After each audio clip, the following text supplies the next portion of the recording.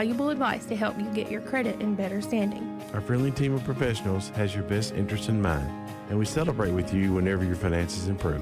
We encourage you to like our Facebook page, ABC Finance. Many of those useful tips are posted daily on our page, including tons of community info and motivation for the day. Who couldn't use that? You can also visit us at abcfinanceonline.com, where you can even apply for loans online. Or just give us a call and we can take your application over the phone. Or stop by. No appointment is needed and walk-ins are welcome. All loans subject to normal credit approval. Herb Hayes Furniture and Mattress on the Boulevard in Hopkinsville invites you to shop with the furniture store that's been named the best furniture and mattress store for 7 years straight. Your Weather Edge Weather Center forecast. Lots of sunshine today. We're going to warm up to 82. Then overnight, mostly clear conditions, low around 51. Tomorrow, sunny and windy with gusts up to 18 miles per hour, high around 70. And for Saturday, the first part of the weekend, sunshine, high around 65. But again today, sunny, high around 82. Hey, besties. It's your girl, Jo, from Jo & Co. Boutique in Eddyville. And we are proud to support the Pledge of Allegiance on WPKY.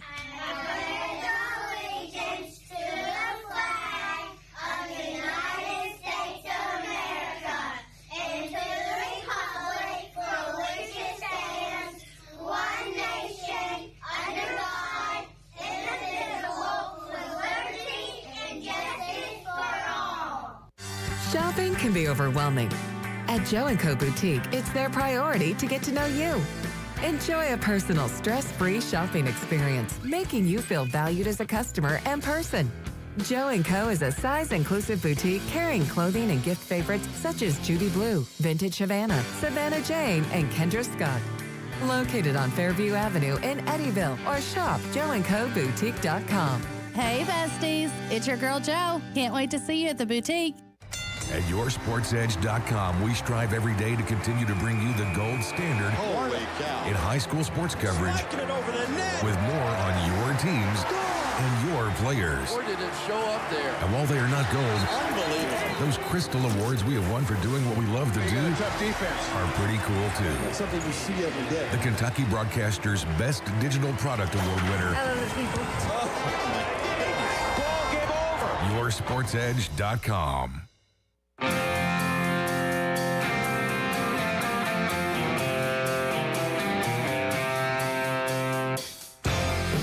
It's time for your SportsEdge.com Sideline Report with Todd Griffin. Talking sports and more here on 1580, 103.3 WPKY and worldwide at WPKYonline.com. Here's your host, Todd Griffin. It's a championship Thursday here in Princeton. Welcome to the Sideline Report on WPKY, coming to you from 1035 West Main Street in Princeton. And we've got a big show lined up for you this morning. Gary Goodacre and Chris George on the show with us this morning. Gary is already in the studio. Gary, good morning. Good morning, and good morning to all my fans. Yeah. Chris is going to join us here in just a little bit, but we do want to tell you that we've got district championship soccer matches at Butler Stadium tonight. The Caldwell County Lady Tigers taking on Madisonville North Hopkins for the district title at 5:30. Late game has the boys. It's Madisonville and Hopkins County Central in that one. So you can head out to Butler and watch a couple of soccer games tonight, a couple of district championship games. Of course, all of those teams are headed to the second region tournament next week. The boys regional will be held up at Henderson County and the girls regional over at the Stadium of Champions in Hopkinsville. And of course, tomorrow night, big football game down at Fort Campbell, the Tigers and the Falcons in a big district matchup. And we'll talk about that along with a lot of other things coming up as we continue on the Sideline Report here at 1580, 103.3 WPKY. Life is filled with moments. Moments we share with those we love, worry about, and strive to protect the most. At Woodman Life, we provide life insurance and retirement products to help protect you and your family so that you can enjoy all the moments to come.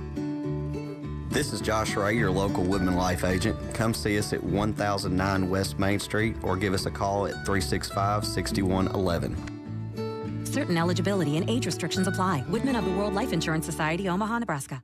Ready to brave the challenge? Need a kickstart to your career in criminal justice? The Kentucky State Penitentiary is seeking motivated individuals who are up for the challenge, hiring correctional officers in Eddyville at the state's only maximum security correctional institution. Applicants must be a high school graduate or have GED, 20 years of age. Drug screening testing and background checks required. Apply online, Facebook, or at careers.ky.gov or call 270-388-2211 extension 253. Kentucky State Penitentiary. An equal opportunity employer. Male, female, disabled. If you're involved in an auto accident, it's your choice where your vehicle is repaired. Some insurance companies refer you to pro shops because they give the insurance company discounts. But with those discounts, the insurance company has input on the parts used and might not always use what is best. At Trice Used Body Shop, they're not partnered with an insurance company, but they give the same lifetime limited warranty to the person who owns the vehicle at the time of repairs. Visit Trice Hughes in Princeton for your vehicle repairs. Running a successful business takes planning, patience, and a whole lot of elbow grease. We believe you have what it takes in spades. That's why First Southern National Bank is here to support the growth of your business with solutions for working capital loans, online services, checking, and treasury management. Prioritizing relationships built on true care for you and your employees is what makes our approach different. Get to know us at fsmb.net, member FDIC, equal housing lender. Caldwell County presents some of the highest quality farmland in the state of Kentucky, and that all starts with the farmers who take pride in their industry. This is Kelvin DeBerry with Bollinger Real Estate and Auction. It's our team's mission to build better relationships and assist the Caldwell County ag community the best we can. Bollinger Real Estate and Auction, real estate solutions with a passion for people.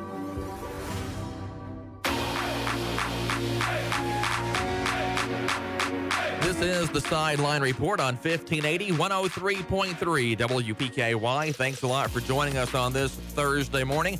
Gary Goodacre in the studio with us this morning, and Chris George joining us on the phone. And I believe Chris is actually in Bowling Green this morning. We're going to check in with him. Hey, Chris, where are you at this morning? I am in Bowling Green. There we go. Gary, I am your biggest fan, and I want your autograph tomorrow night at Fort Campbell. I haven't got the glossies made yet, so I'll work on it. Yeah, you have two fans now. You're up to two. Plural. So there we go. Hey, Chris, thanks for coming on the show. We need to get you verified on Twitter now, Gary. Yeah. Oh, yeah, that's not happening. Hey, Chris, thanks for coming on the show this morning. And first of all, congratulations on the Caldwell County Football Hall of Fame induction. Of course, we missed you on Hall of Fame night at Tiger Stadium, but your mom did a good job coming out and representing you at the football game. I hated not to be there, but I got to watch it. My cousin Shay Bishop went Facebook Live, so I actually got to watch Pat steal the show. Yeah, that was a fun night. Gary, always a lot of fun on Hall of Fame night out at the stadium. It's good to see the mix of the generations there. You have some people who are played like in the 80s, and they're still around here contributing to the community, and you got some young men who are just still in their 20s who seems like they were just playing yesterday. And I like the fact that we are honoring players who contributed to the program, and it helps the players from our generation to give back to the players who are currently there, to let them know they're not forgotten just because their playing days may have ended for the Tigers. Hey, Chris, do you have a top five ready this morning? I was not aware we were doing the top five. What is the top five? The top five is our top five favorite players, not on our favorite teams. Oh, I can do that pretty quick. Okay, yeah. So you can work on that. Did I miss a text message? Yeah, I think you must have. Oh, okay. I'll work on that really quick. Yeah, that was part of our super secret rehearsal, but that's okay. We're all good. You can work on it while we talk about other things. We're going to talk about football first of all. The Tiger football team at Fort Campbell this week. And, Gary, it's a big game for the Tigers, and people out there might be going, well, one team's 1-6 and the other one's 4-2 or 5-2. I can't remember, but I have to look at my notes every now and then. But it's still a big game for the Tigers because there's still lots to play for this season. Many of the goals the Tigers set forth can be achieved by the next two games with Fort Campbell and hosting Murray. And I think these players are now finding out what they're capable of. Against Mayfield, there were some plays that worked. There were some formations that were successful. And if they're successful against Mayfield's athletes, you would think they would be successful against the remaining three teams that the Tigers have on their regular season roster schedule. So what I like to see is development, because this is not just for this year. A lot of these players are coming back for future seasons, and the key to development is not just every year restarting with a brand new slate. You want some continuity. So I like the fact that we're getting our sophomore quarterback some successful throws, because that's not just going to be good for this year, but for future years. Yeah, and if you look ahead a little bit for the Tigers, still a home playoff game in the picture. If you can beat Fort Campbell and then knock off Murray, well, then you're sitting pretty for the postseason. Well, last year we knocked off Fort Campbell and knocked off Murray, but due to a quirky upset, we did not get that home football game. You're right. I do not foresee Murray upsetting Mayfield this year. So I believe that this year winning the next two games would indeed get us the 3-1 district record outright second seed. Okay, so best I can figure, the Tigers are 1-6 and Fort Campbell's 2-4. So those are the records. Chris, we talked all year about district games being the most important ones, and of course the Tigers got off to that 0-5 start this season, which is not ideal. But again, it's district play that you're looking forward to, and there's still a chance to get into the playoffs, get a home game, and maybe win a playoff game and see where you go from there. I've told people, guys, that I really feel like the Tigers' win-loss record is a little bit misleading. You look at opening night at Christian County, really 3 plays define that game. And if 2 of those plays go our way, we win that ball game. And then you go to the next night, the next Friday night at Madisonville, even though if you look at just the KHSAA scoreboard, you're going to see a lopsided score. But early, the Tigers had a chance to probably put them away and missed. And then there were a couple of bad bounces that went Madisonville's way that easily were pick sixes for the Tigers instead of 6 for Madisonville. And that's a different ballgame. And then we were driving to finish off Crittenden County, and just couldn't do it. So, really easily, those 3 L's are W's, and we have a completely different outlook on this season. So I truly believe that district play, we get the win tomorrow night. We get the win against Murray. While your win-loss record is not what you want, you've really achieved your goal, which is getting the home playoff game and looking at a second-round matchup, probably with OCAF, and, who goes from there. So, I think the fans really need to get behind this team again. And, this is the second season of high school football. It's district play now, headed into the playoffs. I'm looking forward to a big win tomorrow night and setting up for this team to show what they're made of when they get their chance against Murray. Yeah, one year it was Louisville Central, I believe, that started the season 0-5, and Gary, they went on to win the state championship that year. So it is possible to improve as the season goes and to get into district play and kind of find yourself. In 3A, weren't Belfry and Paducah Tillman like both 8-6 in the state championship game? Yeah. And if you're 8-6, you had to win 4 games to get there, meaning they were 4-6 when the regular season ended, both of them. And this shows to me how important scheduling is. And when you're in cycles, we are at the very end of a cycle, so sometimes you can't quite predict at the end of a cycle where you really are going to be, and maybe our schedule was just a little bit inappropriate for what we were going to have. Not that we did it on purpose, but circumstances. Well, next year we're going to have a chance to change the schedule somewhat because we're going to start a new cycle. So I think it's going to be interesting to see whom we play next year, and perhaps we will be set up for a little bit more momentum into district play. Yeah, the schedule could be a lot different next year depending on what they do with the district realignment and those things. So those are all things to keep an eye on. And Chris, again, we talk about the playoffs, and, it would be great to get a home game this year. And, again, you look at Fort Campbell and forget the RPI for a minute. If you look at the KHSAA RPI, Fort Campbell and Murray are both ahead of Caldwell County. But Fort Campbell's had some injuries. I think that's a winnable game for the Tigers now. You look at Murray. It's a Murray team that lost to Christian County, just like Caldwell County did. So when you start trying to look at scores and opponents, the next 2 weeks should be fairly good matchups for the Tigers. Well, you look, the RPI is what it is. It's got a lot of variables in it. And if you look at what Fort Campbell scheduled the way I think a high school football team should schedule, especially a program that's been struggling. W's help get confidence and get kids out. And they schedule games that they could win. I believe if you give the Tigers Fort Campbell schedule, our record looks a lot different. And, I know Fort Campbell, like Union, like Crittenden, like Trigg down the line, we put some behind whoopings on them over the last decade, so they're going to want a piece of us. If you look at Fort Campbell's schedule, their wins are Muhlenberg County and Fort Knox. Right, which are wins the Tigers would have most likely had as well. Right. Losses to Todd County Central, Trigg County, Mayfield, and Murray. So they've seen Mayfield already. After they play us this week, they have a game at Caverna, and then they play Ballard Memorial and Webster County to finish up the season. And that's not a bad schedule for a program where Fort Campbell has fallen the last couple of years.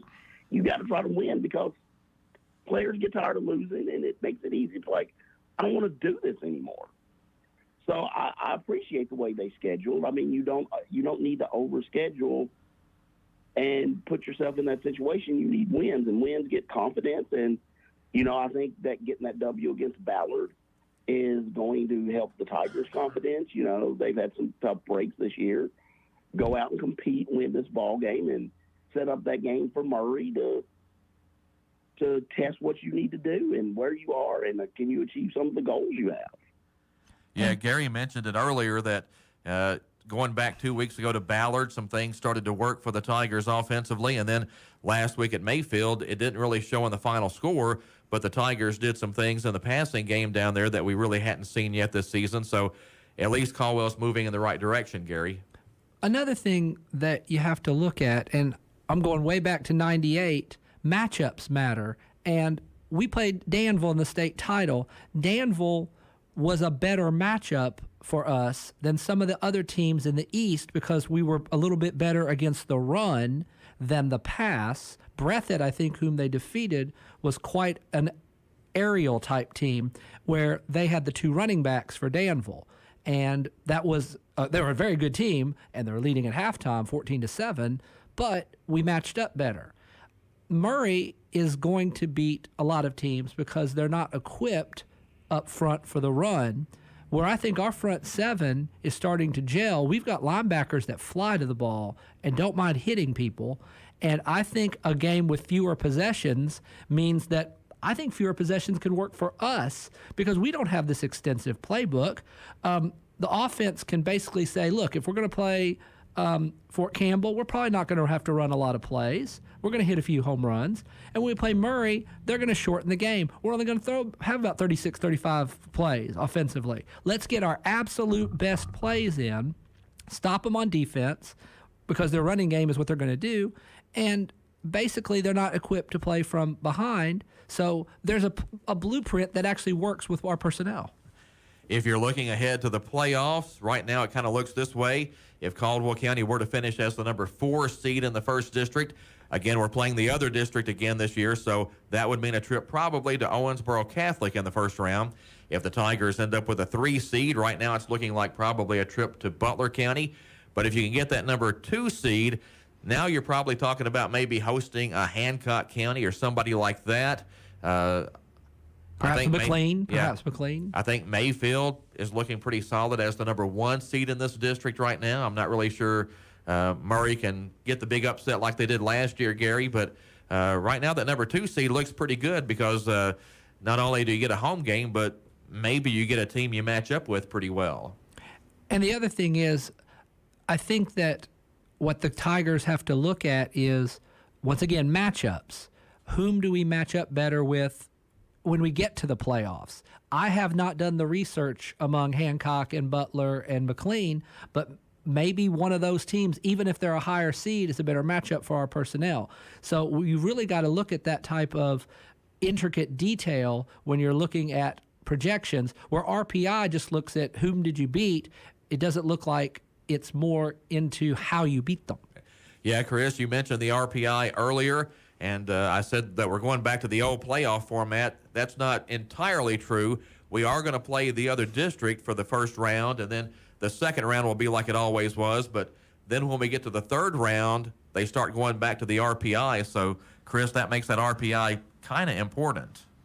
Yeah, because we could, you get through those first two rounds, you have no idea where you're going, and it could turn into a long road trip really quickly based on that RPI, which, they continue to say the RPI, when it was introduced into the playoff format, it was supposed to potentially shorten trips, maybe make for better third and fourth round games.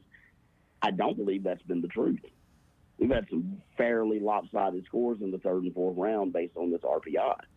And some teams have had to take some long trips. Well, I think it's that the RPI needs some tweaking. I think it needs. They should have Gary tweak it. I'm definitely into tweaking, so I'll do that. But what I do think it's done, even though it may have caused some of the third and fourth round matchups to not be as good, I think it's doing a better job of getting the best finals, because a lot of times the best finals would happen in the third, fourth rounds, even the second potentially if you have two monsters in one district. Well, right now, if two monster teams are in the same district, because you cross district now, you could theoretically have two teams from the same district play in the state final. Yeah. So I think the goal was to get the best finals possible. And I don't know if the RPI completely does it, but I think it has at least opened the door for some matchups that were geographically locked in the past to not necessarily be so in the present. So that'll be interesting to keep an eye on. Caldwell County going to Fort Campbell. That's a big district game, as we keep saying, and a win there, and you could really set yourself up for a home playoff date maybe in a few weeks when the playoffs get underway. We need to get to a timeout here on the show. Gary Goodacre and Chris George on the Sideline Report with us this morning. Stay tuned. We'll be back with more after this here on 1580, 103.3 WPKY. Raider Auction Company, Hopkinsville, buys and sells farm equipment every day. Find out more at RaiderAuctionCompany.com. That's ROEDER auctioncompany.com. Your Weather Edge Weather Center forecast: sunshine and warmer conditions today. The warmest day of the week. We're going to see a high around 82 with winds out of the southwest up to 10 miles per hour. Then overnight, mostly clear, low around 51. Tomorrow, sunshine with wind gusts up to 18 miles per hour, high around 70. And then Saturday, sunshine, high around 65. But again, today, sunny, high around 82. Running a successful business takes planning, patience, and a whole lot of elbow grease. We believe you have what it takes in spades. That's why First Southern National Bank is here to support the growth of your business with solutions for working capital loans, online services, checking, and treasury management. Prioritizing relationships built on true care for you and your employees is what makes our approach different. Get to know us at fsmb.net, member FDIC, equal housing lender. Imagine this. It's late at night, it's cold and dark, and you have a flat tire. One never knows when old Bessie's going to cause you problems. There's only one place to call: Wallace Towing and Recovery in Princeton. Wallace Towing and Recovery is a 24/7 towing and recovery service. You can count on Wallace Towing and Recovery to get you safe and back on the road or to a repair shop. Wallace Towing and Recovery will jumpstart your vehicle, change a tire, deliver gas, unlock a door, or haul to the garage or scrapyard. Wallace Towing and Recovery has you covered in Princeton and surrounding areas. Call Wallace Towing and Recovery. Check them out on Facebook, and when you need a tow or roadside help, call Wallace Towing and Recovery at 270-963-9081. Good morning. This is the Sideline Report on 1580, 103.3 WPKY. Gary Goodacre and Chris George with us today. Gary is in the studio. Chris is in Bowling Green, joining us on the phone line this morning. And Chris, we're going to give you a second or two to put together a quick top five. Gary and I are going to start things today with the top five. I am ready with a rough list. Okay. All right. Hang on. We're going to let Gary go first, and we're just going to run through our list, and then we'll discuss afterwards. So, Gary, fire our top 5 at us. It's interesting. Your list is rough because mine is so smooth. So it's going to work out perfectly. They are all tied. There is no 1 through 5. Oh, wow. So I will give them in alphabetical order. Gary's going rogue on us. Ready? Go ahead. Larry Bird, Terry Bradshaw, Walter Payton, Nolan Ryan, and Ozzie Smith. That's a pretty good list.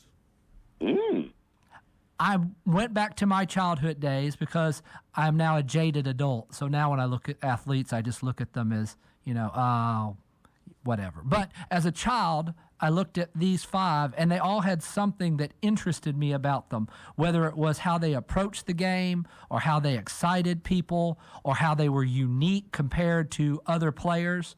Like Ozzie Smith would not probably even make the majors today, because shortstops have to hit 25 to 40 bombs, and they have to be 6'3" and muscular. So the type of ball that Whitey Herzog played in the 80s is not in vogue. Ozzie might have hit 25 or 30 bombs in his career. Correct. I don't even know if he did. Terry Bradshaw wouldn't play today because he was not an efficient quarterback. He was just somebody who had a lot of talent and was smart enough to know what to do with it. And I've kind of always thought that he was smart enough to know what he was good at and smart enough to know what he wasn't good at. And he knew what he had, and he worked within the system well.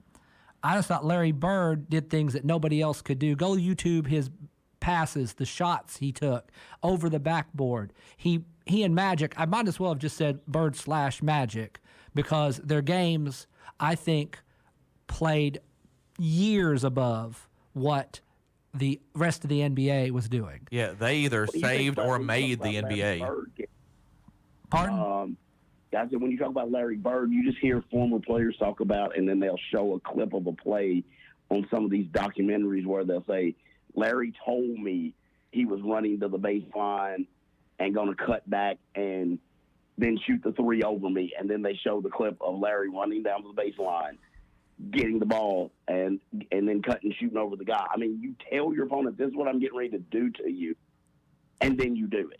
I don't know how he ever coached. I don't know how he could have coached the Pacers, because I'd walk out every day going, well, they can't do what I did, and I would just go home and think, well, what am I supposed to do? I always thought that Nolan Ryan he was so unique. Now, Nolan Ryan is what they want today, but he did it in the 70s and the 80s. They just said, strike them all out. This is what I was thinking. He got 5,700 strikeouts in his career in a time when people did not want to strike out. They avoided strikeout. They would rather ground out, because he would strike out 7,000 people in his career if he played now, because everyone's swinging for the fences. Like Aaron Judge, 62 home runs, fantastic. Good batting average. Strikes out 175 times a year. That didn't happen back then. So think about the fact that people were trying not to strike out, and he struck out 5,700. If he pitched now, when people don't care if they strike out, it would be dominant beyond dominant. And I just think that he is I guess I like people that I thought were ahead of their time. And I think the 5 I picked, to me, were ahead of their time. Yeah, I could have had all 5 of those on my list, except it's our top 5 players not on our favorite teams. That way Chris can't have a bunch of Atlanta Braves, and I can't have a bunch of St. Louis Cardinals or those kind of things. So, okay, my top 5, and I had one that is kind of on the fence, and that's Eric Dickerson. You know, when I became a Rams fan, it was because of Eric Dickerson. So I was a Rams fan, so I didn't put Eric on the list, but he's the reason I became a Rams fan. But anyway, here's my top 5 players not on our favorite teams, top 5 favorite players not on our favorite teams. Number 5, I've got the Iceman, George Gervin. If you don't know who he is, you need to look him up, because he could finger roll. Yes, the guy was a phenomenal scorer in the NBA. He was on the San Antonio Spurs, and not one of my favorite teams, but I did enjoy watching them. At number 4, Earl Campbell. You know, to me, one of the most underrated running backs in the history of the NFL. I've got Larry Bird at number 3. I always watched the Celtics, but I wasn't a fan. I was usually watching them to see them get beat, but that didn't happen very often. At number 2, Ken Griffey Jr. You know, I became a big Seattle Mariners fan, so maybe he shouldn't be on there. But, again, it was because of him. You know, I thought Ken Griffey Jr. would be the all-time home runs king at some point, and injuries kind of short-circuited that.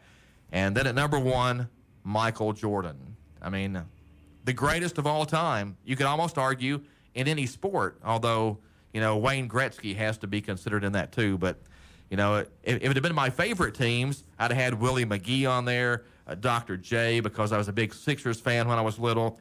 Terry Bradshaw would have been on my list, as would have been, half of the Pittsburgh Steelers. And, Chris, I know you're probably in the same boat when it comes to the Steelers, but those are my top 5 favorite players, not on our favorite teams. So, Chris, let's hear your list. Like I said, I had to throw it together real quick, and I ended up with 6, trying to get it down to 5, and I probably missed some that if I'd have done my homework, I would have had on here. But the 6 that I didn't rank was Sean Dunston. I loved watching Sean Dunston play baseball. It was I don't know why, he's not a great, but I would watch WGN games and watch the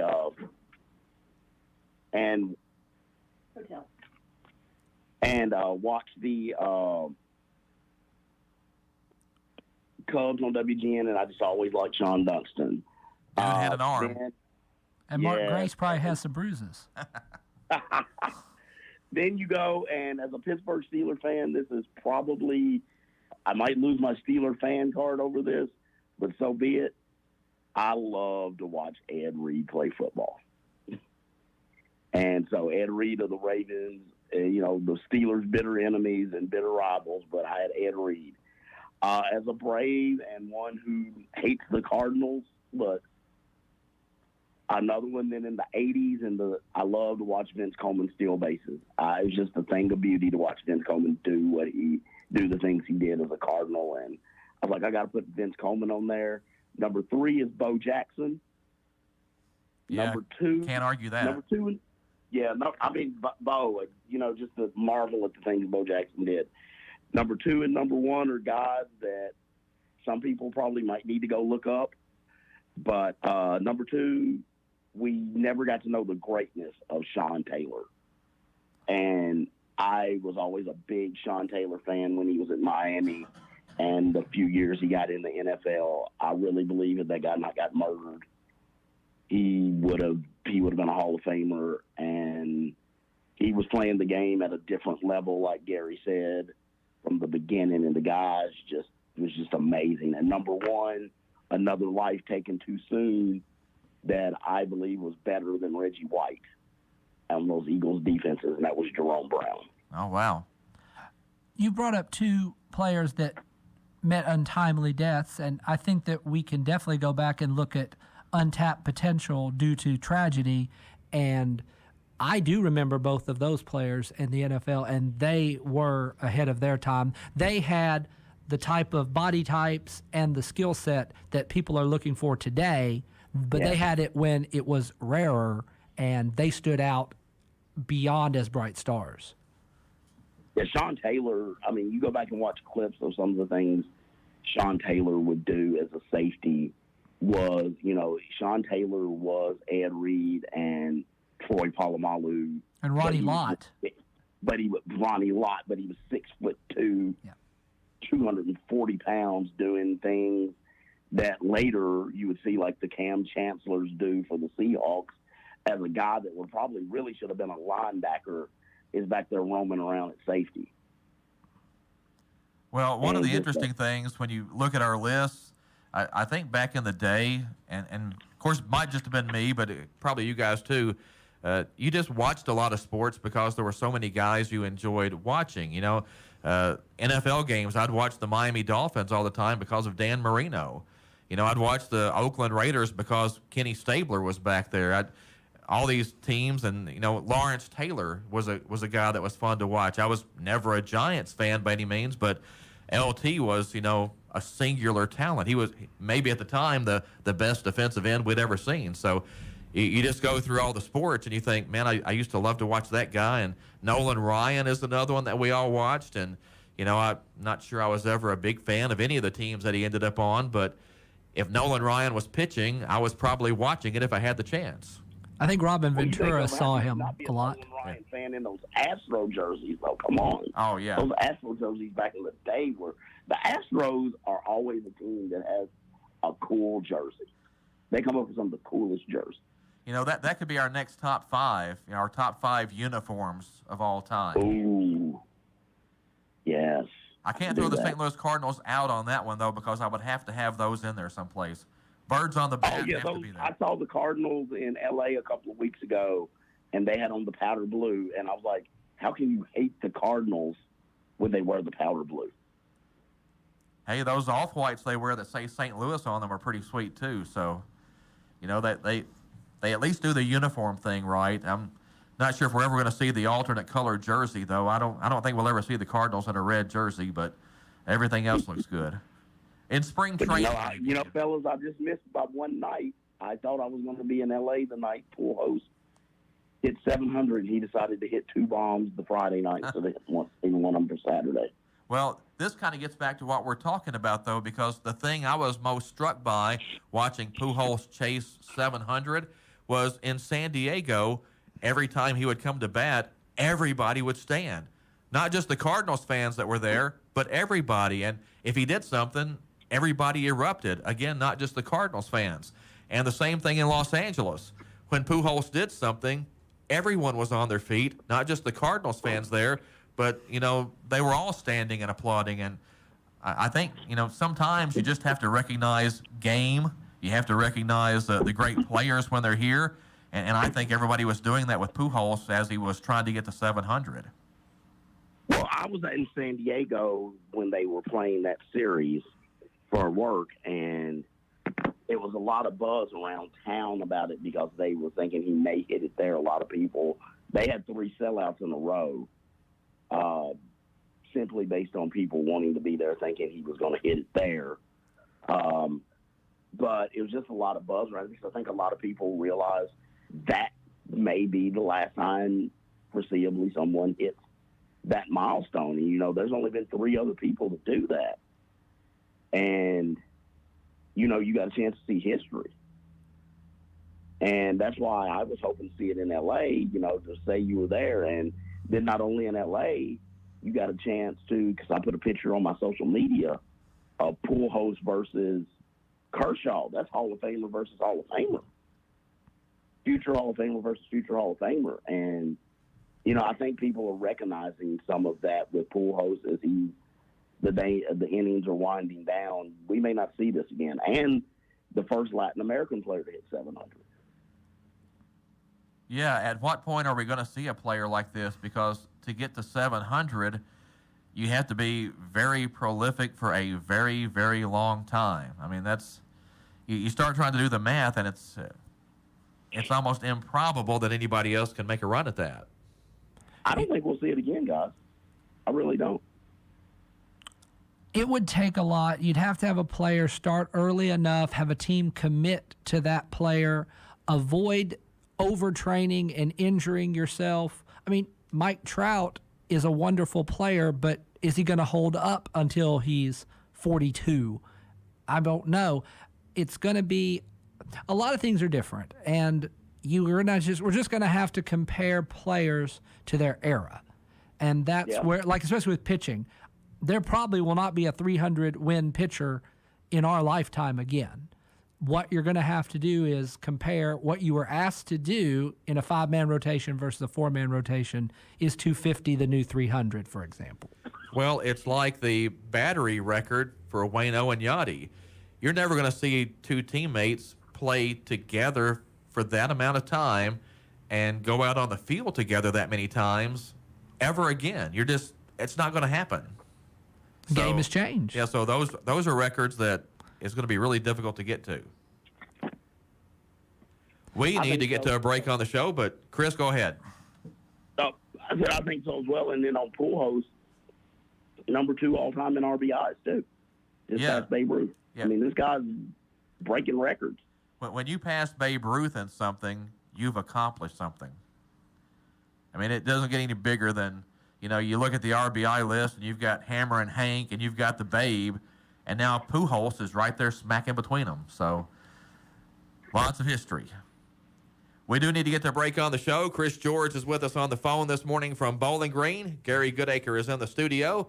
We'll continue with the Sideline Report after this here on 1580 103.3 WPKY. Community Medical Clinic in Princeton is accepting new patients of all ages. They accept all insurances. If you're uninsured, they offer a sliding scale program and self-pay options. Your Weather Edge Weather Center forecast. Lots of sunshine today. We're going to warm up to 82. Then overnight, mostly clear conditions, low around 51. Tomorrow, sunny and windy with gusts up to 18 miles per hour, high around 70. And for Saturday, the first part of the weekend, sunshine, high around 65. But again today, sunny, high around 82.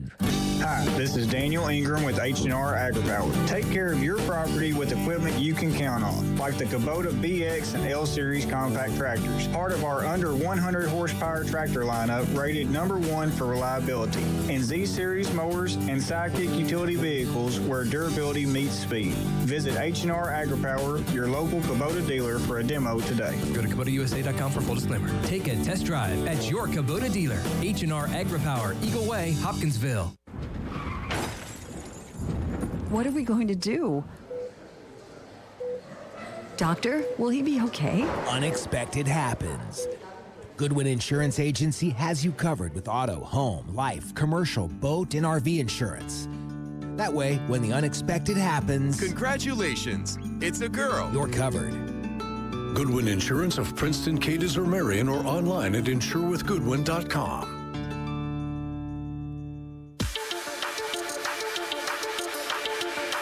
We are talking sports this morning with Gary Goodacre and Chris George on the Sideline Report. Thanks for tuning in and joining us this morning. And Gary, we were talking about our top fives and following sports when we were younger. I wonder what we would have done if we would have had Twitter and all those fancy things back in the day where we could just keep up with everything instantly instead of having to, catch the highlights later on the news. That it is consumed differently from when we had 3 stations and then finally got cable and got WGN and TBS superstations. So I don't know. I mean, there's no way we can really transport ourselves back to that situation. Like somebody's told me before, you can't prepare your children for the world you lived in because that's a world that doesn't exist. Right. Okay, the playoffs are coming up. Chris, playoffs get underway on Friday. Just going to throw the big one at you right now. Who plays in the World Series?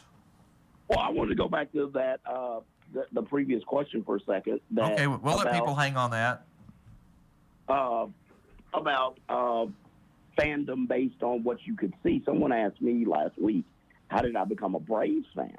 And I said I became a Braves fan because we had cable and I could see WTBS. And I said that's why I'm kind of secondarily a Cubs fan a little bit, because I had cable and I could see WGN. I think today with ESPN, that's why you see people with their fandom is so wide and diverse, because they can see everything. If you think back in our youth, in our growing up, when we saw the Giants, it was when the Giants were playing the Braves, and you saw them maybe 4 times a year when they were playing the Braves on WTBS. So I think that's really changed how people view their fandom and selecting their teams, because now you can pretty much see anybody anytime you think Sunday NFL ticket. You can watch every game. The reason I'm a Steelers fan is I wanted to be the kid that Mean Joe gave the jersey to in the Coke commercial. Me too, but all I ended up getting was a Coke, so that's close as I ever got.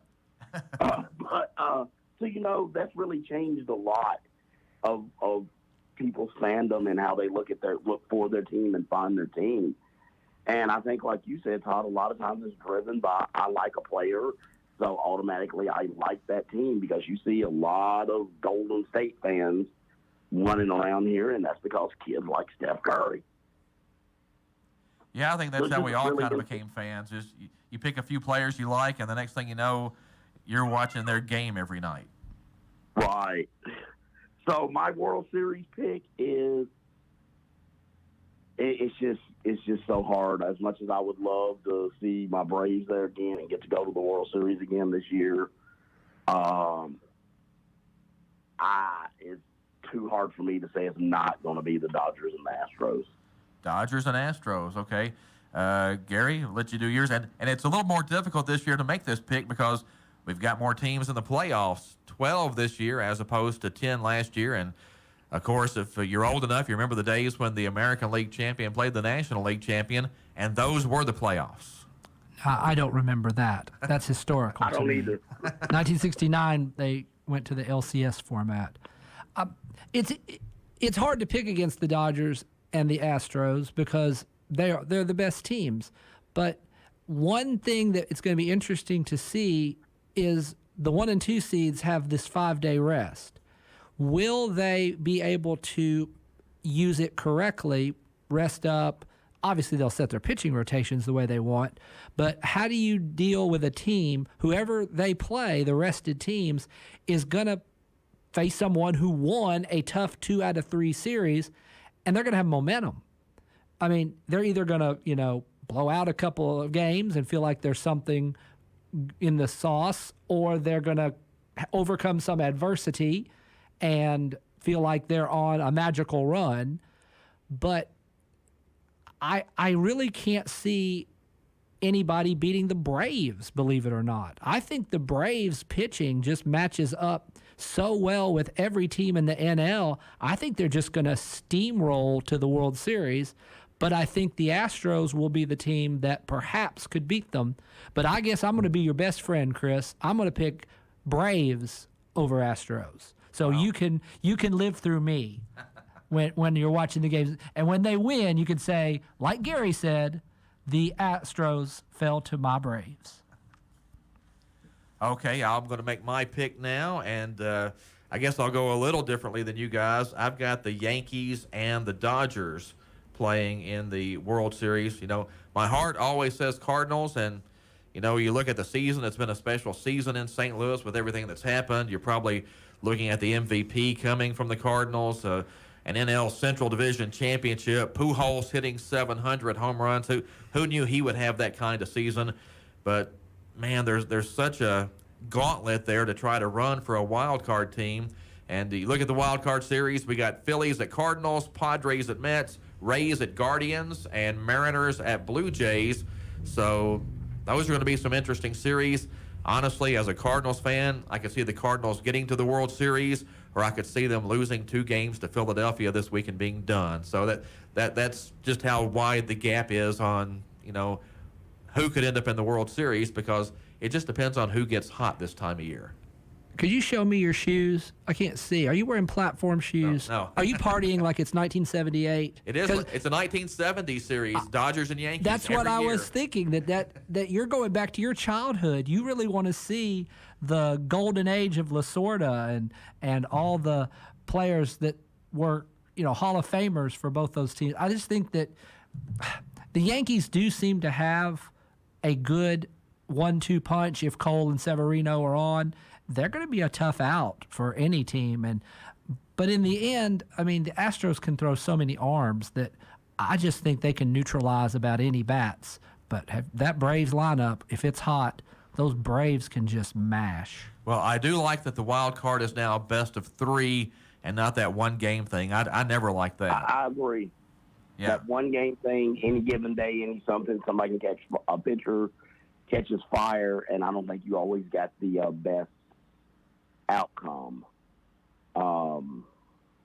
My bigger question to you guys is not necessarily who do you think's going to be there, who's your dark horse to be there. Oh, wow. I would probably put St. Louis in that spot. I would too. I think St. Louis could ride a wave of emotion behind Yachty,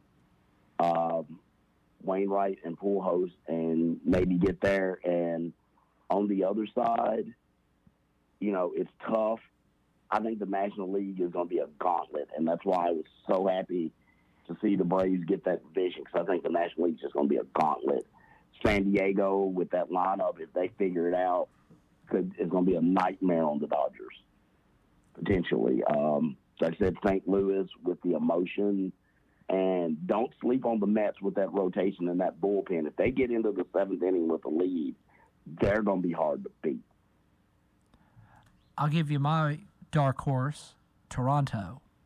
I think their pitching at the top of the rotation is good enough. They're not deep with their pitching, but if they can ride their top 2 starters, that lineup hits very well, and it can hit anybody. Bichette, Vlad Guerrero, they are Springer when he's healthy. Toronto is a bad matchup for a lot of teams in the AL. Should be fun to watch the playoffs again starting tomorrow. Major League Baseball wildcard games getting underway. We got just a couple of minutes left. Chris, I want to get your thoughts on the Kentucky football game at Ole Miss the other day.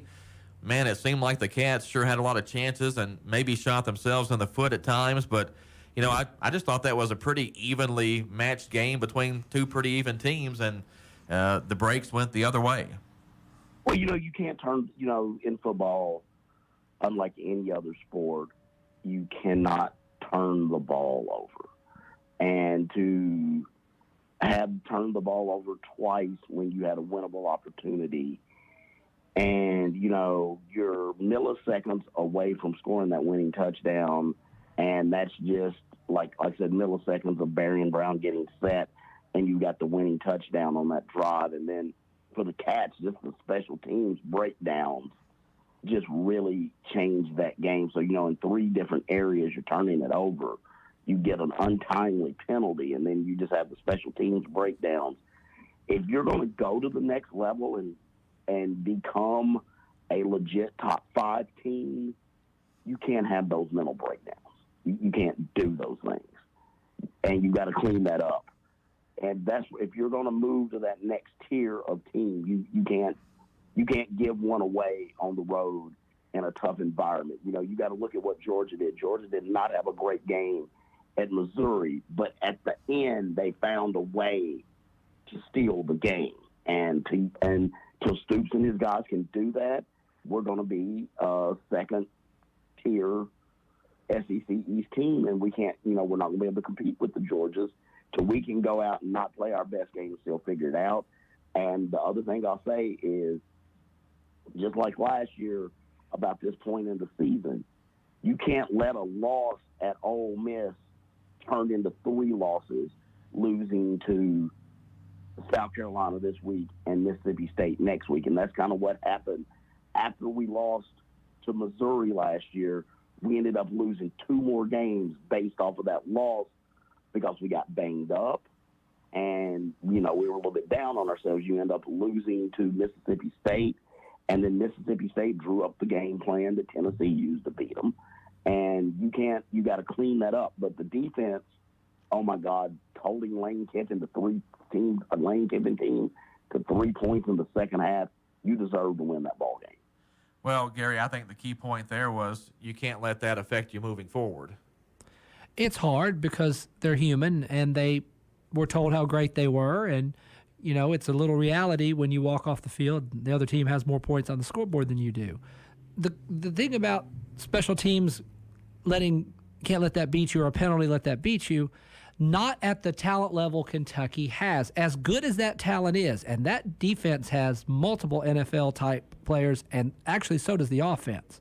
But the key is you can overcome those mistakes with a higher base of talent. The question is, in the new landscape of the NCAA football, where is all that talent going to go? Is it still going to go to the Alabamas and Georgias and Ohio States, or is it going to get more distributed? And if it's going to get more distributed, can Kentucky keep its brand relevant enough to get some of the types of players that would let you make a few more mistakes and make your margin for error greater? That's the question that the Stoops staff is going to have to navigate for the next 2 or 3 years as the landscape changes. What will Kentucky be? Are we still going to develop 2 stars into 4 stars, or can Kentucky get them from the beginning? That is a question I don't know the answer to. Well, I appreciate you guys coming on the show today. We're about out of time. Chris, thanks for joining us from Bowling Green, and we'll see you Friday night. I'll see you guys Friday. All right. Thanks, Gary, for coming in this morning.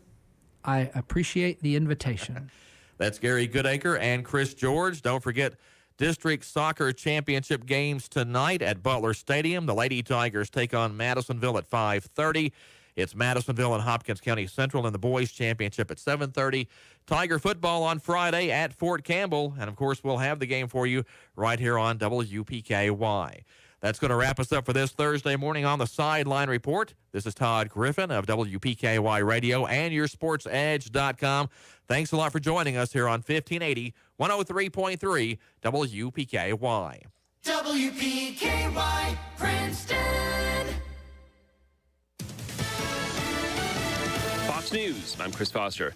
Gas prices are up 6 cents on average over the last 2 days as oil-producing nations, including Russia and Saudi Arabia, announced plans to cut production. The Wall Street Journal's reporting the U.S. is planning to ease sanctions against Venezuela so Chevron could resume oil pumping operations there. The company